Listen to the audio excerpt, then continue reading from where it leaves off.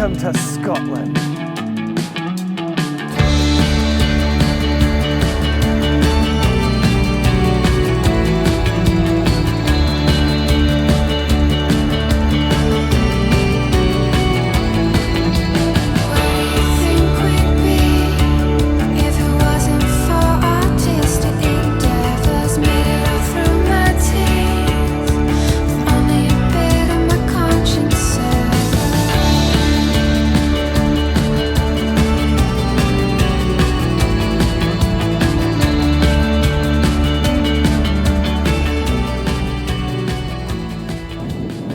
Slaton, and I'm doing this video for Waterfall.com, and today we're going to talk neutral density filters. You might ask what those are. I have people ask me all the time, what are those things and why are you using them? I've got Lightroom, I've got Photoshop, I don't need those. I'm going to tell you why you need them, why they're going to take your photography to the next level.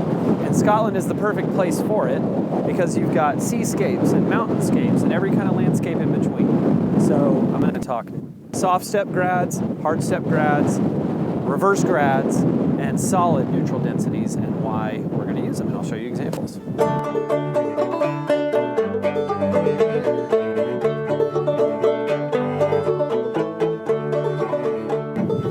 All right, so we are here at Neast Point on the northwest corner of the Isle of Skye in Scotland still, and I wanted to show you a few of the different neutral density filters. As you can see, our sky is blown out here.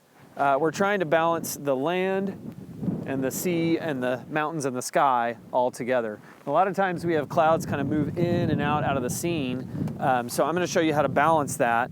And what I've chosen for this one are the hard step, which is not necessarily maybe an unconventional way to do it, but I've played around and I actually like the two-stop hard step that has kind of a hard horizon line. But what I'm going to do is hold this in sideways, and I'll just barely kiss the peaks there with the filter, and it's not even going to be noticeable. But what it's going to do is it's going to give us the sky, the dramatic sky that we want, and it's going to balance it with the landscape. Now here's another, perhaps more traditional example of the hard step grad filter, a seascape. You have a very definite horizon line. So it's really easy to see how this filter affects your sky and balances it.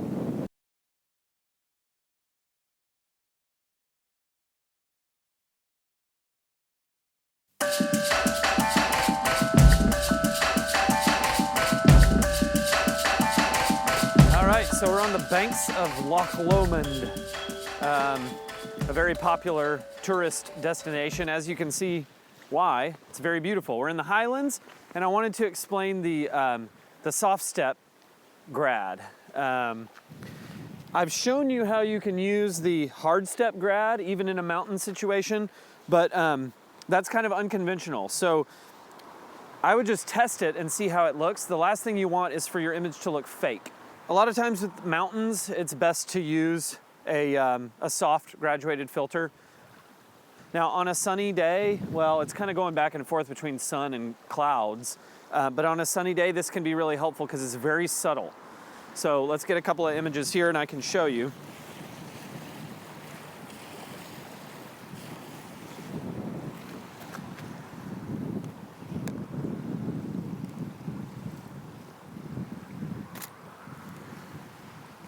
Just a very subtle, very, very nice, subtle darkening of the sky.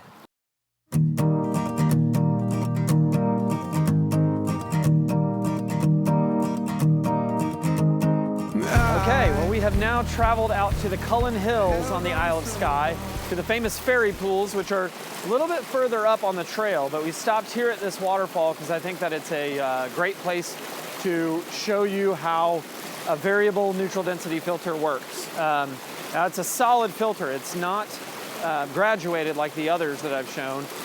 This one hooks onto the front of your camera, screws onto the front screw mount. And the one I'm using here is a Stingray Very-In Duo. So it's actually got a polarizer built in also, which is can be very, very helpful. It also gives you an extra stop or two. This one here is all the way up to 8 stops. So what I do is I'll turn it to the amount of stops that I want, and that gives me the ability to show motion in the water. As you can see, it's an overcast day, so the elements are actually working for us. That gives us a slower shutter speed already, but I really want it to be very, very slow. So here we go. I'll show you what we've got.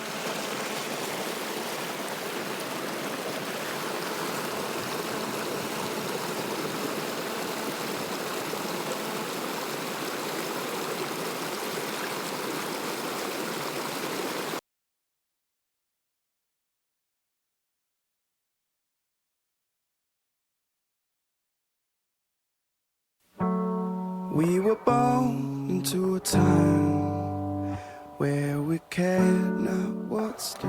All right, so we're here at Lochleven, another very popular spot in the Scottish Highlands, and I'm going to show you the fourth and final neutral density filter. It's a graduated filter, and it's a reverse graduated.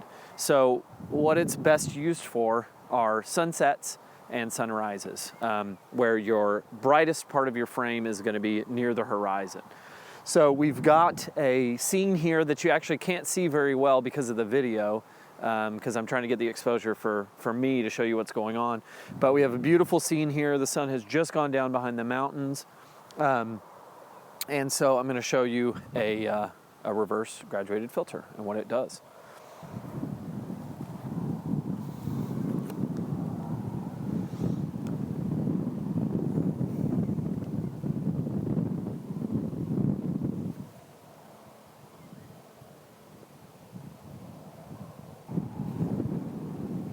It can be a little strong, so sometimes you have to play around with it a little bit.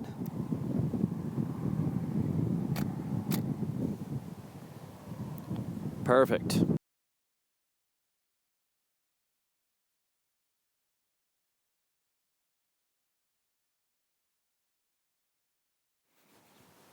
Okay, well, I hope you have enjoyed this video. I hope it's been helpful talking through graduated filters.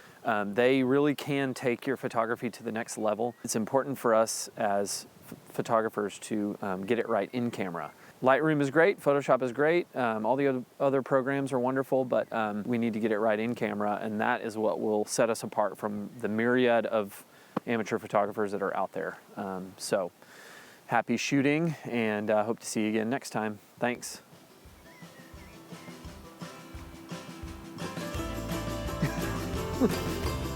Go.